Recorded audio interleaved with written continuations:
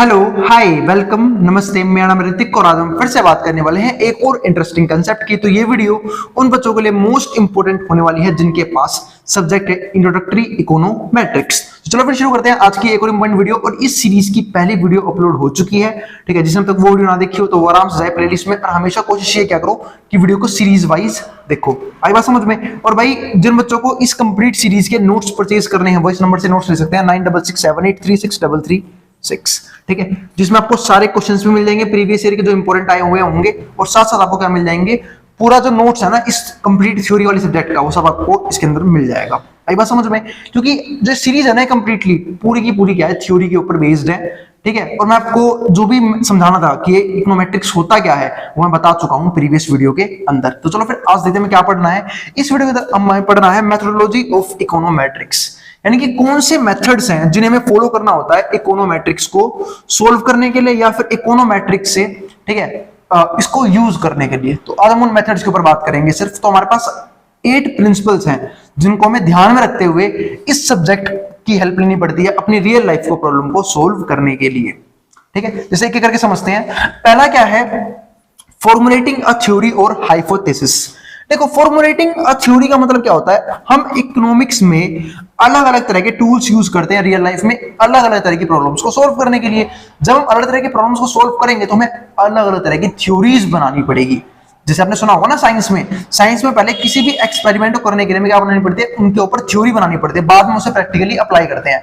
ऐसे इकोनॉमिक्स में यूज होता है, ठीक है। मतलब इकोनोमेट्रिक्स में भी यही काम करते हैं, पहले हम थ्योरी बनाते हैं, ठीक है, उस चीज का पूरा कंसेप्ट लिखते हैं, बाद में उसे अप्लाई करते हैं, ठीक है, ताकि कोई भी गलती ना हो। जैसे यहाँ पर एक क्वेश्चन क्या लिखा हुआ है, तो फॉर्मुलेटिंग अ थ्योरी और हाइपोथेसिस, आर्टिकुलेटिंग अ थ्योरी और hypothesis about an economic phenomenon. मतलब किसी भी इकोनॉमिक फेनोमेना को लेके, मतलब किसी भी इकोनॉमिक प्रॉब्लम को लेके, किसी भी इकोनॉमिक अपॉर्चुनिटी को लेके हम पहले क्या बनाते हैं, थ्योरीज बनाते हैं, और बाद में उस पर क्या करते हैं, काम करना शुरू करते हैं।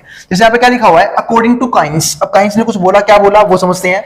Theory of consumption that individual tend to boost their spending as their income rises but not to same extent as the income increases itself। समझाता हूं मैं क्या लिखा हुआ है यहाँ पे, ठीक है। काइंस ने ये बोला था कि जो इनकम है ना और कंजप्शन में पॉजिटिव रिलेशन होता है। क्या रिलेशन होता है, कंजप्शन और इनकम में पॉजिटिव रिलेशन होता है। इसका मतलब क्या है कि अगर इनकम राइज करेगा तो कंजप्शन भी राइज करेगी, और अगर इनकम कम हो जाएगी तो कंजप्शन अपने आप ही कम हो जाएगी, है ना भाई। भीख मांग के तो खाएगा नहीं ना बंदा। और वैसे भीख मांगना भी सोर्स ऑफ इनकम में ही आता है, वो बात अलग है, ठीक है। लोग मानते नहीं है, ठीक है। कई जगह तो हमारे माफिया गैंग काम कर रहे होते हैं इस टॉपिक पे, तो हम बात नहीं करते इस टॉपिक पे। तो सिंपल सी बात है, अगर इनकम बढ़ेगी तो कंजप्शन बढ़ जाएगी, इनकम कम होगी तो कंजप्शन कम हो जाएगी। लेकिन यहाँ पे एक बात ध्यान रखना, देखो लास्ट में क्या लिखा हुआ इस पॉइंट के, उसने बोला है boost their spending as their income rises but not to the same extent. कई बच्चे इस बात का मतलब समझ गए होंगे, जिन्हें समझ नहीं आया मैं बताता हूं, ठीक है। कई बार इनकम बढ़ना ना सेम लेवल पे कंजप्शन को नहीं बढ़ाता, यानी कि जिस रेट से इनकम बढ़ी है उस रेट से कंजप्शन कभी नहीं बढ़ती है। लोग अपनी सेविंग को इंक्रीज करना शुरू कर देते हैं, ठीक है, क्योंकि कंजप्शन एक लिमिट में ही करेंगे ना। जब पैसा बहुत ज्यादा हो जाता है तो हम लोग क्या करते हैं, उस पैसे को तो इन्वेस्ट करते हैं या सेव करते हैं, ठीक है। तो बहुत से काम होते हैं लेकिन हम खर्च नहीं करते। इसका मतलब क्या है कि जिस लेवल पे इनकम हमेशा राइज करती है, खर्चा उस लेवल पे राइज नहीं करता, ठीक है। उसे हम कहां लगाते हैं, सेविंग, उस पैसे को बचाते हैं और बाद में उसे फ्यूचर कंजप्शन के लिए यूज करते हैं, या फिर उस पैसे को इन्वेस्ट कर देते हैं कहीं ना कहीं पे, ठीक है। अब आगे समझते हैं। तो ये था इस बात का मतलब। और इसी को हम क्या बोलते हैं, एमपीसी, ठीक है, मार्जिनल प्रोपेंसिटी टू कंज्यूम, ठीक है। एमपीसी मतलब एक कंज्यूमर अपनी इनकम लेवल के बढ़ने के अकॉर्डिंग कितना कंजप्शन इंक्रीज करता है। अब आते हैं अपने आगे के कंसेप्ट पे। दूसरा पॉइंट क्या है यहाँ पे, defining the mathematical representation of the theory. यानी कि जो थ्योरी बनाई है ना, अब मैंने क्या बताया था आपको पिछली क्लास में कि इकोनोमेट्रिक्स जो है वो 3 वर्ड से मिलकर बना हुआ है, इकोनॉमिक्स, मैथ्स एंड स्टैट्स, जिसको हम क्या बोलते हैं, स्टैटिस्टिक्स। तो उन तीनों को हम यहाँ पे इकट्ठा यूज करते हैं अपनी कुछ थ्योरीज बनाने में, कॉम्बिनेशन में यूज करते हैं। तो पहला काम हमारा क्या था, थ्योरी को बनाना। दूसरा काम है उस थ्योरी में जो भी मैथमेटिकल कंसेप्ट यूज होने वाले हैं उसके ऊपर इक्वेशंस बनाना। आई बात समझ में। तो दूसरा हमारा काम क्या बना, यहां से देखो, defining the mathematical representation of the theory. For example y बराबर, y हमारे पास क्या है, इनकम, जहां पे ये बराबर है β1 प्लस में β2 x, ठीक है। जहां पे हमारा β2 जो है वो 0 से लेके 1 के बीच में होगा, ठीक है। तो ये फॉर्मूला होता है हमारा तो हमने क्या किया, ऊपर जो भी थ्योरी बनाई ना उसको हमने क्या बना दिया, हमने फॉर्मूला बना दिया। मतलब ये अलग अलग तरह के फैक्टर्स हैं जो डिफाइन करते हैं ऊपर वाली थ्योरीज को और जिनकी वजह से चेंज आएगा। आई बात समझ में? तो इस बात का भी ध्यान रखना। ठीक है, आगे हमारे पास क्या आता है, तीसरा, डेवलपिंग द स्टैटिस्टिकल और इकोनोमेट्रिक मॉडल। फिर हम बनाएंगे मॉडल। ठीक है, मॉडल कैसा, ठीक है, जिसको अप्लाई करके हम उस प्रॉब्लम को, ठीक है, या फिर उस हम ऐसा एक मॉडल बनाएंगे, टूल बनाएंगे जिसके जरिए हम उस इकोनॉमिक प्रॉब्लम को सॉल्व करने की पूरी कोशिश करेंगे। जैसे यहाँ पे क्या लिखा हुआ है, कंजप्शन फंक्शन रिप्रेजेंटेड, ठीक है, purely by the mathematical equation in equation 1.1 holds limited interest for the econometrician. मतलब जो ऊपर जो हमने इक्वेशन दिखाई है ना, उस पे जो भी इकोनॉमिस्ट होते हैं उनका जो इंटरेस्ट है वो काफी कम होता है। क्यों कम होता है? क्योंकि बहुत से अदर फैक्टर होते हैं। जैसे मैंने क्या एग्जांपल दिया कि कंजप्शन और इनकम में, ठीक है, क्या फर्क है कि पॉजिटिव रिलेशन होता है, लेकिन कंजप्शन में और भी फैक्टर होते हैं जिनके जरिए एक कंज्यूमर इन्फ्लुएंस हो सकता है या फिर वो सोच सकता है। जैसे फॉर एग्जांपल, आपको एग्जांपल देता हूं, लेवल ऑफ इनकम, ठीक है, लेवल ऑफ इन्फ्लेशन, ठीक है, फैमिली मेंबर्स, या फिर क्या नाम है, उनका खर्चा किस लेवल पे है, तो बहुत सी चीजों से कंज्यूमर इन्फ्लुएंस होता है। तो यहाँ पे हमने एक चीज और यूज की इसी इक्वेशन में, तो इसलिए बोलते हैं जब मॉडल बनाते हैं ना तो हम सारी बातों का ध्यान रखते हैं कि किन किन चीजों से और फर्क पड़ सकता है। तो उसको हमने क्या नाम दिया, यू। ठीक है, यू क्या दिखाता है, अदर फैक्टर्स जिन पे हमारी मतलब इनकम तो चलो बढ़ रही है, लेकिन अगर हम कंजप्शन बिल्कुल नहीं बढ़ाते, क्योंकि बहुत से अदर फैक्टर होते हैं जो क्या करते हैं, उसे बचाते हैं। फॉर एग्जाम्पल मैं आपको एक बड़े से एग्जाम्पल देता हूं, सपोज करो, ठीक है, मैं आपको एग्जांपल क्या दे रहा हूं कि आप किसी चीज का कंजप्शन करते हो, आपकी इनकम में राइज आया 10% का, ठीक है, लेकिन उसी साल अगर मैं इन्फ्लेशन की बात करूं तो इन्फ्लेशन जो है वो भी 10% से बढ़ गया। इन्फ्लेशन जो है वो क्या बढ़ गया, 10% से बढ़ गया। तो क्या मैं कंजप्शन बढ़ाऊंगा? बिल्कुल नहीं बढ़ा पाऊंगा मैं कंजप्शन। क्यों नहीं बढ़ा पाऊंगा? क्योंकि जितना इनकम राइज किया होता है तो इन्फ्लेशन भी राइज कर गया, महंगाई उतनी बढ़ गई, इसका मतलब कंजप्शन मेरा क्या है, ऑलमोस्ट सेम है। ठीक है, तो इस बात का भी ध्यान रखना। कई बार इनकम में बढ़ना कंजप्शन में कोई किसी भी तरह का बढ़ना इंक्रीज नहीं करता। मतलब अब एक सिंपल सी बात है, इनकम का बढ़ना कंजप्शन क्यों बढ़ाता है? जब बढ़ेगा, जब परचेजिंग पावर बढ़ेगी। ठीक है, सपोज करो पहले मैं 100 रुपए कमा रहा था, अब मैं 200 रुपए कमा रहा हूं, ठीक है, लेकिन अगर चीज महंगी हुई होगी तो हो सकता है 100 रुपए की जो चीज थी वो 120 की हो जाए। ठीक है, लेकिन अभी मेरे पास 80 रुपए एक्स्ट्रा है एक्स्ट्रा चीजों को कंज्यूम करने के लिए। तो आई बात समझ में? तो जब हमारी इनकम बढ़ती है तो कंजप्शन सिर्फ इसलिए बढ़ता है क्योंकि हमारी परचेजिंग पावर बढ़ती है। लेकिन सपोज करो जिस रेट से मेरी इनकम बढ़ी उसी रेट से मार्केट में इन्फ्लेशन आ गया, 100 से मेरी इनकम 200 हो गई, लेकिन 100 रुपए की चीज भी 200 रुपए की हो गई, तो क्या अब मैं कंजप्शन बढ़ा पाऊंगा? बिल्कुल नहीं बढ़ा पाऊंगा। क्यों? क्योंकि मेरी परचेजिंग पावर अभी भी क्या है, बिल्कुल सेम है, डिटो कॉपी है। तो इसलिए हम क्या बोल सकते हैं कि जो हमारी जो ये है ना, क्या नाम है, फैक्टर्स जो है, तो इसलिए जब हम मॉडल बनाते हैं तो हम अपने सिर्फ थ्योरी और उस मैथ्स की इक्वेशन पे काम नहीं करते, हमें देखते हैं कि अदर चीजें क्या हो सकती हैं जिससे हमारी वो इक्वेशन इन्फ्लुएंस हो सकती है या फिर उसकी वजह से चेंज आ सकता है। तो उसको हम यहां पर दिखाएंगे। तो ये हमारे पास कंप्लीट फॉर्मूला, कंप्लीट मॉडल जिसको हम यूज कर सकते हैं इस प्रॉब्लम को सोल्व करने के लिए। अब आते हैं आगे। फोर्थ क्या आता है, कलेक्टिंग रेलिवेंट डाटा। तो ये इसको मैं डिफाइन नहीं कर, पॉइंट को आप लोग पढ़ लोगे बुक में और नोट्स में मिल जाएंगे आपको, वहां पे मैंने डिफाइन कर रखा है इस पॉइंट को, यहां मैं समझा देता हूं। कलेक्टिंग रेलेवेंट डाटा का मतलब क्या है कि एक सिंपल सी बात है, जब मुझे डाटा किसी टॉपिक पर क्या नाम है कलेक्ट करना है तो मैं उसी रेलेवेंट टॉपिक डाटा कलेक्ट करूंगा ना। यूं थोड़ा ना मुझे जानना कुछ और है, मैं डाटा कलेक्ट कर रहा हूं कोई और, तो कोई मतलब नहीं उस डाटा का। तो एक सिंपल सी बात है, मुझे जिस डाटा की नीड है मैं उसी से रेलेवेंट डाटा कलेक्ट करने जाऊंगा। ठीक है, सपोज करो मुझे लोगों की इनकम लेवल जाननी है, तो मुझे क्या मतलब उनकी फैमिली में कितने बच्चे हैं, उनका फैमिली बैकग्राउंड कैसा है, उनका एजुकेशनल बैकग्राउंड कैसा है, मैं सिर्फ वहां पे इनकम की बात करूंगा। तो इसे हम क्या बोलते हैं, हमें जो जिस आपकी थ्योरी बनानी है हम सिर्फ उसी से रेलेवेंट डाटा कलेक्ट करेंगे, आलतू फालतू की बातों पर ध्यान नहीं देंगे और ना ही उसको अपनी थ्योरी में लिखेंगे। ठीक है, इस बात को ध्यान रखना, कलेक्टिंग रेलेवेंट डाटा। फिफ्थ क्या आता है, estimating the parameters with in the econometric model. इस बात में क्या समझते हैं, जो हमने ये यूज किया है ना, बीटा 1, बीटा 2, एक्स, ये वाई सारे हमारे क्या होते हैं, पैरामीटर्स। पैरामीटर का मतलब क्या होता है, जिसपे हमारी इक्वेशन रिलाई करे। हमेशा इक्वेशन में दो तरह के वेरिएबल्स होते हैं, एक होते हैं इंडिपेंडेंट, एक होते हैं डिपेंडेंट। आई बात समझ में? इंडिपेंडेंट का मतलब क्या है कि जिसका फर्क नहीं पड़ता। लेकिन मान लो अगर मैं बात करूं इनकम का, तो इस बीटा 1, बीटा 2, इस एक्स की वजह से इनकम पे फर्क पड़ रहा है। ठीक है, तो इसको हम क्या बोल देंगे कि जो हमारा इनकम है इंडिपेंडेंट नहीं है, वो डिपेंडेंट है इन सारे वेरिएबल्स के। वेरिएबल्स के ऊपर। और अगर मैं पूरे मॉडल की बात करूं तो इस यू से भी इन्फ्लुएंस होता है, इसलिए वो इस पे भी डिपेंडेंट है।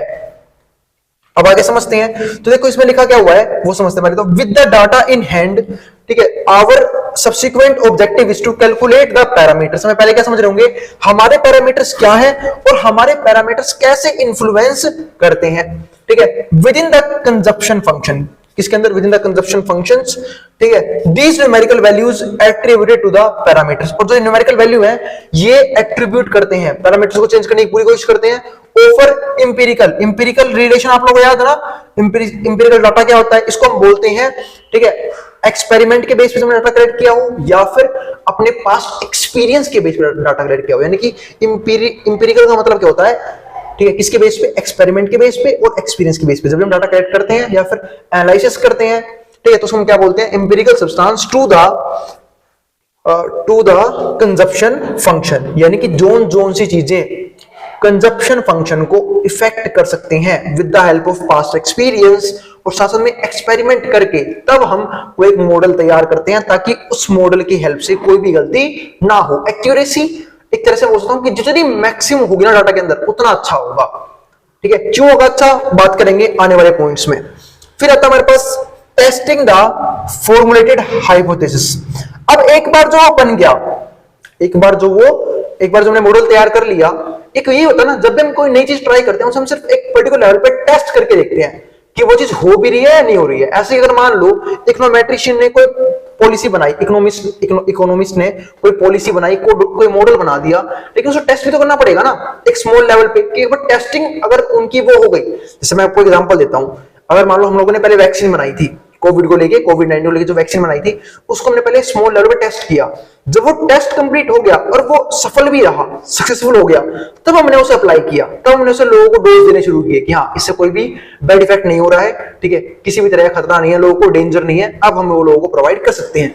इसी तरीके से हमने यहाँ पे भी देखा कि जब हम कोई भी हाइपोथेसिस बनाते हैं या फिर कोई भी हम जब मॉडल बनाते हैं, कोई भी टूल बनाते हैं, ठीक है, स्टैट को यूज करके, मैथ को यूज करके, इकोनॉमिक्स को यूज करके, पहले हम उसे क्या करते हैं, अप्लाई करते हैं एक स्मॉल लेवल पे, टेस्ट करते हैं उसे टेस्ट करना।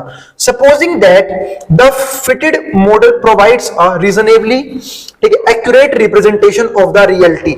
अगर वो हमें रियलिटी के बारे में बताए, it becomes crucial to establish appropriate criteria for assessing whether the estimate. इसका मतलब क्या है कि हमें वो सारे क्राइटेरिया यानी कि टर्म्स एंड कंडीशंस भी बनानी चाहिए, ठीक है, जिनको वो फुलफिल करे, वो डाटा को फुलफिल करे और रियलिटी को शो करे। यूं नहीं कुछ फॉल्स डाटा हमारे पास लिया है, इनएक्यूरेट चीजें हमें बताई, जिसकी वजह से क्या होगा, अगर हम उसे बड़े लेवल पे अप्लाई करेंगे तो हमें बहुत से नुकसान झेलने पड़ेंगे। क्योंकि हम सब जानते हैं इकोनॉमिक्स एक ऐसा सब्जेक्ट है जो हम प्रैक्टिकल लाइफ में काफी यूज करते हैं, और जब हम प्रैक्टिकल लाइफ में यूज करेंगे तो वो हमारे लिए खतरा बन जाएगा, क्योंकि वो हमारी फाइनेंशियल चीजों को खराब कर देगा।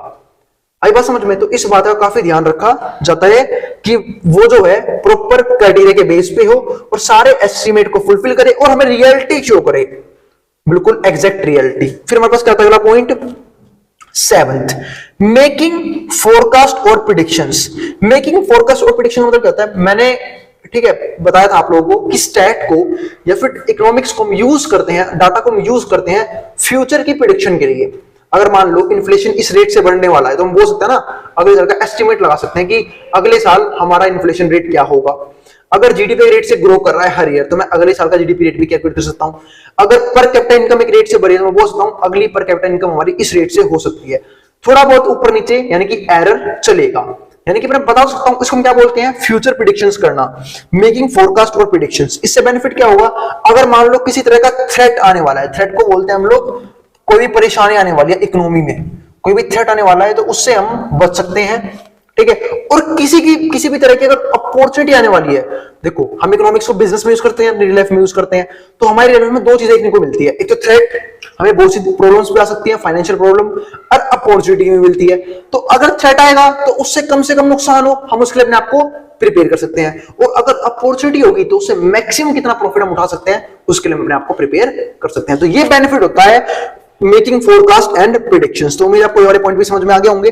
और 8 पॉइंट क्या है, applying the model for control और पॉलिसी पर्पसेस। यानी कि जो मॉडल जो हमारे पास आया है ना उसको हम यूज कर सकते हैं किसमें, कंट्रोल करने में, कंट्रोल और पॉलिसी पर्पसेस। कंट्रोल क्या कंट्रोल करना, इकोनॉमी को कंट्रोल करना, कोई चीज अगर हद से फालतू हो रही है तो उसे कंट्रोल करना। हम कोर्स क्यों बनाते हैं? ताकि जो भी चीज इकोनॉमी में बेकार हो रही है, मान लो इन्फ्लेशन बहुत तेजी से बढ़ रहा है, उसे कंट्रोल करना, डिफ्लेशन बहुत हो गया, उसे कंट्रोल करना, ठीक है, जीडीपी एकदम से बहुत ज्यादा बढ़ गई, क्या पता सस्टेन कर पाए ना कर पाए, उसे कंट्रोल करना, यानी कि एक्सट्रीम और लोएस्ट वैल्यू सबको कंट्रोल करना, कि ज्यादा एक्सट्रीम में भी ना चली जाए और ज्यादा कम भी ना हो जाए, अपना मीडियम स्टेज में रहे।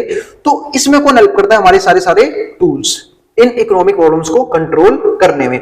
तो ये हमारा था एक छोटा सा टॉपिक आज की वीडियो का, जहां हमने ये पढ़ा कि मेथोडोलॉजी ऑफ इकोनोमेट्रिक्स, ठीक है, इसके बारे में मतलब ये क्या होता है, कैसे हम इसे यूज करते हैं। तो ये हमारे 8 पॉइंट थे, ठीक है, जिसको हमने डीप में पढ़ा और इसी तरीके से हम इसको क्या करते हैं, यूज करते हैं। आने वाले वीडियोस में आपको ग्राफ वगैरह से भी समझाऊंगा ये सारे टॉपिक्स को काफी डीप में। आई बात समझ में? उम्मीद है आपको वीडियो जरूर पसंद आई होगी, और अगर वीडियो पसंद आई हो तो वीडियो को लाइक के बिना मत जाना, और चैनल को सब्सक्राइब भी कर देना ऐसी वीडियोस के लिए, और उन ग्रुप्स में शेयर भी कर देना जिन बच्चों का सेम सब्जेक्ट का एग्जाम हो, ताकि उन्हें भी इस कंप्लीट कंसेप्ट में और टॉपिक में किसी भी तरह की दिक्कत ना हो जाए।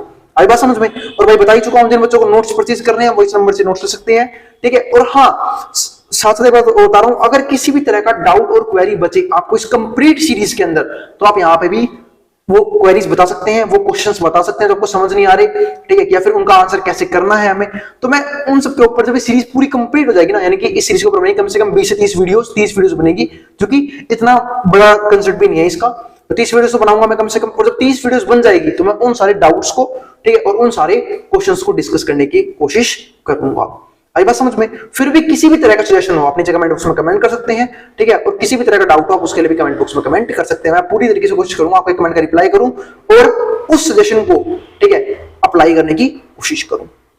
अब जिसको जो उतारना है वो उतार सकता है मेट्रो बोर्ड के सामने से।